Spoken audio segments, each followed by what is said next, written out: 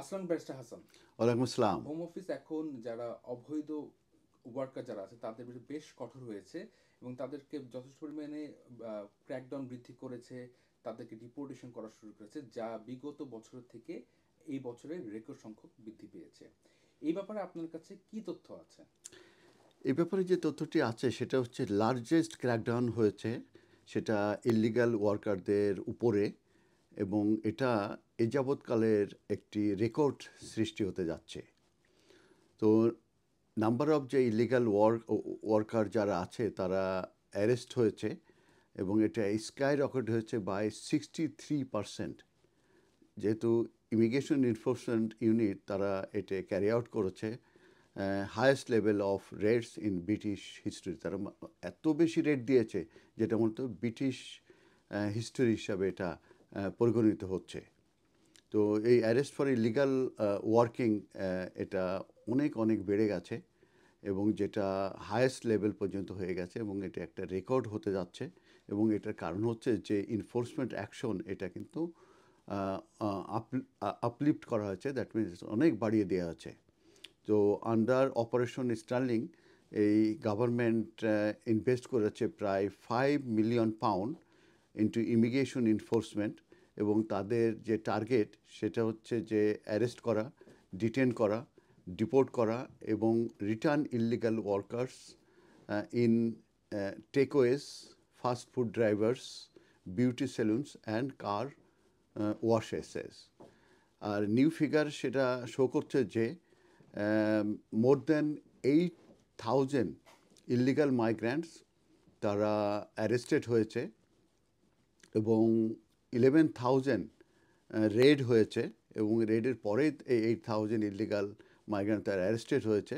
এবং এটা মূলত ইমিগ্রেশন এনফোর্সমেন্ট ইউনিট তারা এটা ক্যারিড আউট করেছে ফ্রম অক্টোবর 2024 টু সেপ্টেম্বর 2025 পর্যন্ত।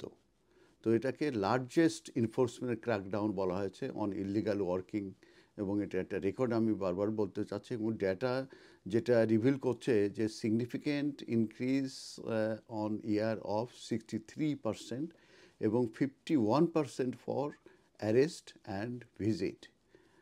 তো ওভার ওভার 1050 ফরেন ন্যাশনাল যাদেরকে অ্যারেস্ট করা হয়েছিল, এবং পরবর্তীতে তাদেরকে রিমুভ করা হয়েছে from the country, that means from the UK.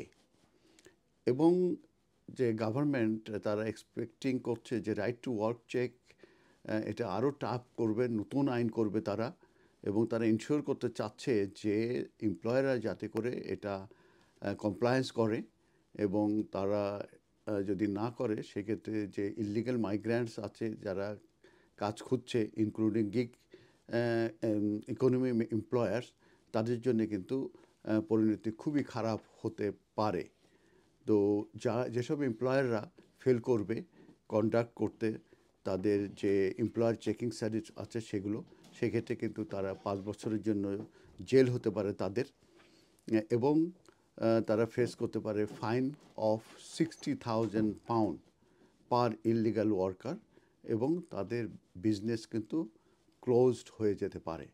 তো এই কারণে আমি বলবো যে যারা ইউকেতে আছে, আমাদের কমিউনিটির যারা দীর্ঘদিন আসছেন, কিংবা তারা তাদের ইমিগ্রেশন হয়তো এক্সস্টেড হয়ে গেছে, কিংবা কেউ এসে হয়তো চিন্তা করছে যে আমি কি করা উচিত, কোনো অ্যাপ্লিকেশন করেন নাই, কিংবা কোনো অ্যাসাইলাম করেন নাই, যদি আপনাদের কোনো অ্যাসাইলাম কেস থেকে থাকে, সেক্ষেত্রে আমি বলবো যে আপনারা যে কোনো এক্সপার্ট লয়ার কাছে যান, তাদের কাছ থেকে অ্যাডভাইস নেন, নিয়ে আপনারা যে কোনো অ্যাকশনে যান।